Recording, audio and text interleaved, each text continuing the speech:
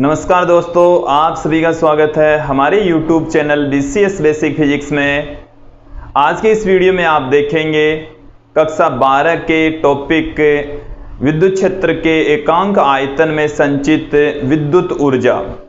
विद्यार्थी, इसके लिए हम एक खोखला गोला लेकर चलेंगे, गोलीय कोष लेकर चलेंगे और उसके एकांक आयतन में संचित विद्युत ऊर्जा ज्ञात करेंगे। विद्यार्थियों, हम खोखला गोला लेकर चलेंगे, बट ये जो ऊर्जा का व्यंजक हम फाइंड आउट करेंगे वो सभी चालकों के लिए लागू होगा।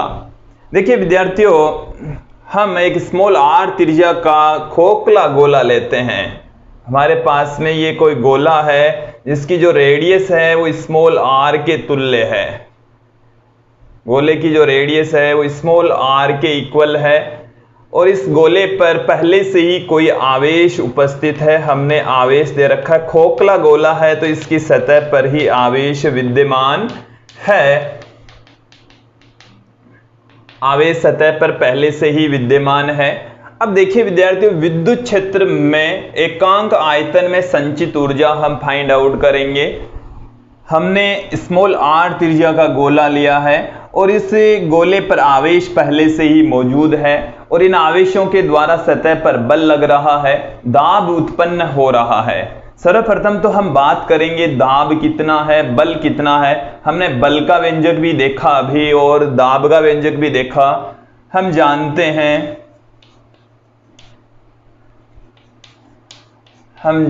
हैं किसी चालक की, आवेशित चालक की सतह पर दाब हम विद्यार्थियों भी पीछे वाले जो डेरिवेशन था उसमें देखा है। दाब का जो फॉर्मूला है आपके पास में sigma square upon 2 epsilon not प्राप्त हुआ था, पिछले वीडियो में आपने देखा होगा। इसको मैं इक्वेशन नंबर 1 दे देता हूं।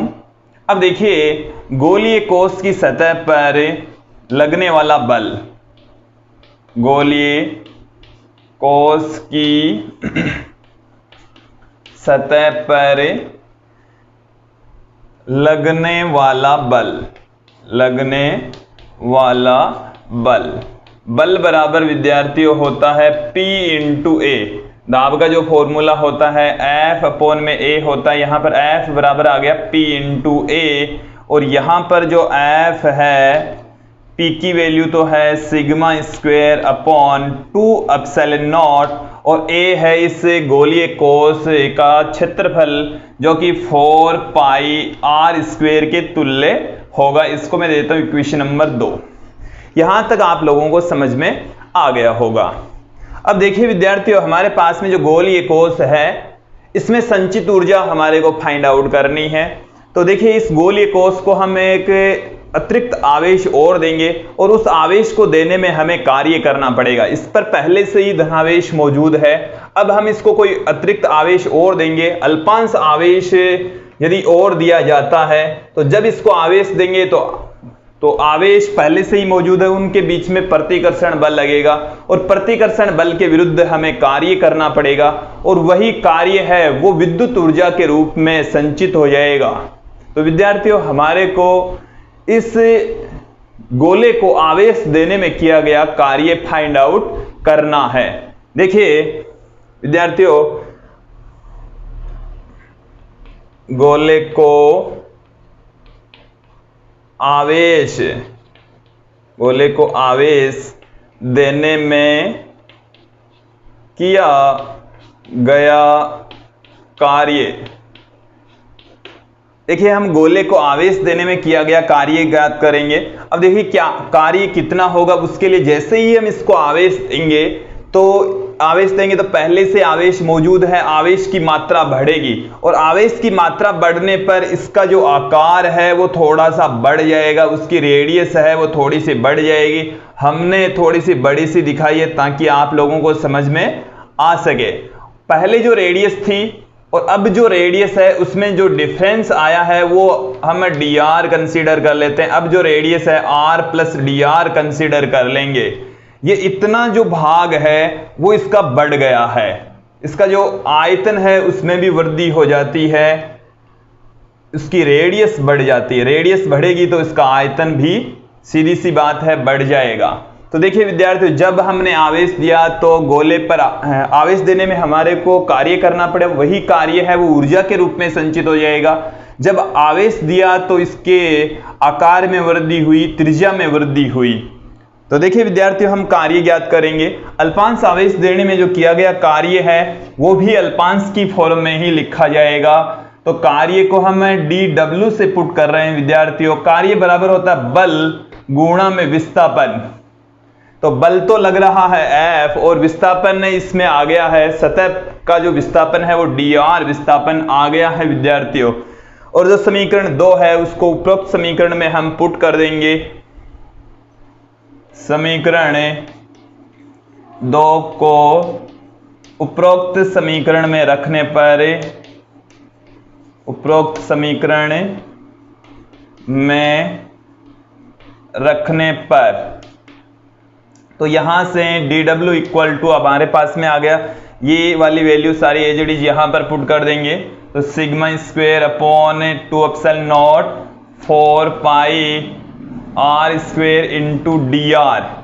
यहां से देखिए विद्यार्थी ध्यान देंगे कि जो 4 पाई r स्क्वेयर है वो गोलीय कोश की सतह का क्षेत्रफल है और dr उसके रेडियस में वृद्धि है। तो एक तरीके से ये हुआ कि ये जो सतह है उसका जो क्षेत्रफल है वो तो है 4 पाई r स्क्वेयर और इसकी जो मोटाई है वो है dr। तो ये जो आयतन में वृद्धि हुई है वो इतनी है। तो आवेश देने पर गोले के आयतन में वृद्धि, गोले के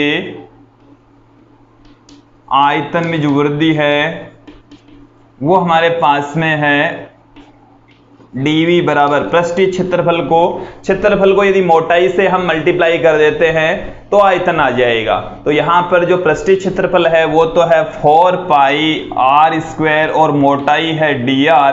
तो ये वाली वैल्यू है वो है आयतन में वृद्धि। तो कार्य बराबर विद्यार्थियों आपके पास में आ गया है sigma square upon 2 epsilon not into dv। और देखिए विद्यार्थी, यह किया गया कार्य है वो ही निकाय में विद्युत ऊर्जा के रूप में संचित हो जाता है। मैं ये लाइन पुट कर रहा हूं यहां पर, यह किया गया कार्य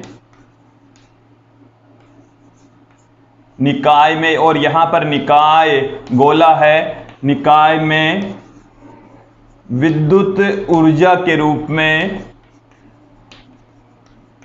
संचित हो जाता है। विद्युत ऊर्जा के रूप में यह संचित हो जाएगा। और विद्युत ऊर्जा के रूप में जब ये संचित हो जाता है तो मैं इस कार्य को ही ऊर्जा के इक्वल पुट कर दूंगा। Sigma square upon 2 epsilon not into में dv चल रहा है। ये जो dv है वो आयतन में वृद्धि को बता रहा है। तो यहां से देखिए विद्यार्थियों, कुल ऊर्जा गोले की जो कुल ऊर्जा है उसके लिए हम इसको इंटीग्रेट कर देंगे। और जब इसको इंटीग्रेशन करेंगे, इसको इंटीग्रेट करेंगे तो देखिए विद्यार्थी, यहां से आ जाएगा आपके पास में du का इंटीग्रेशन u और इधर आ जाएगा integration sigma square upon 2 epsilon not dv। देखिए विद्यार्थियों, हमारे को एकांक आयतन में संचित ऊर्जा ज्ञात करनी है। एकांक आयतन का मतलब ये हुआ कि हम अब आयतन का भाग लगा देंगे जिसको ऊर्जा घनत्व भी कहा जाता है। ऊर्जा घनत्व को हम स्मॉल u से लिखेंगे, ये हमारे पास में कैपिटल U था। अब हम बात करेंगे ऊर्जा घनत्व, इसी में ही है विद्यार्थियों। ऊर्जा घनत्व होता है प्रति एकांक आयतन में संचित ऊर्जा। तो ऊर्जा अपॉन में होता है आयतन, ऊर्जा अपॉन आयतन। यदि आप ऊर्जा को अल्पांश की फॉर्म में लें तो आयतन भी अल्पांश की फॉर्म में ही लिखा जाएगा। स्मॉल u बराबर du अपॉन dv, या आप ऊर्जा बट्टा आयतन कर दें। ये ऊर्जा है, ये आयतन है, ये u है विद्यार्थियों, और अपॉन में ये v है। दोनों में अंतर है, दिख रहा होगा आप लोगों को। यहां से u बराबर, देखिए विद्यार्थियों, मैं इस वाली इक्वेशन से पुट करूंगा ये जो इक्वेशन है वो du अपॉन dv के रूप में लिखेंगे तो ये आ जाएगा sigma square upon 2 epsilon not, sigma square upon 2 epsilon not. और यदि मैं सिग्मा की value epsilon not into E put कर दूं, सिग्मा बराबर हम जानते हैं कि एप्सिलॉन नॉट ई होता है, तो जब सिग्मा की value epsilon not E put करेंगे तो एप्सिलॉन नॉट से एक एप्सिलॉन नॉट कैंसिल हो जाएगा, ई स्क्वायर ऊपर आ जाएगा, एक एप्सिलॉन नॉट ऊपर आ जाएगा, तो हमारे पास में आएगा half epsilon not E square. ये हमारे पास में आ गया है विद्यार्थियों, और ये हमारे पास में आ गया है कि किसी चालक के प्रति एकांक आयतन में जो संचित ऊर्जा है उसका व्यंजक sigma square upon 2 epsilon not या half epsilon not E square. देखिए विद्यार्थियों, ये जो व्यंजक हमारे को प्राप्त हुआ है वो सभी चालकों के लिए लागू होता है। हालांकि हमने ये जो डेरिवेशन निकाला है वो गोलीय कोष के लिए निकाला है, बट ये सभी चालकों के लिए लागू होगा। एक बार इस गोले को फिर से समझ लेंगे विद्यार्थियों। गोले को जब हमने आवेश दिया तो आवेश देने में हमें कार्य करना पड़ा और वही कार्य ऊर्जा के रूप में संचित हो जाता है, उसी को ही हमने फाइंड आउट किया है। जब हमने आवेश दिया तो इसकी सतह पर आवेश की मात्रा में वृद्धि हुई और उन आवेशों के बीच में प्रतिकर्षण बल लगा, जिसकी वजह से सतह का जो क्षेत्रफल है वो बढ़ गया, उसकी रेडियस बढ़ गई, उसके आयतन में वृद्धि हो गई और उसी में ही ऊर्जा संचित हुई है। आप लोगों को ये वीडियो अच्छे से समझ में आया होगा।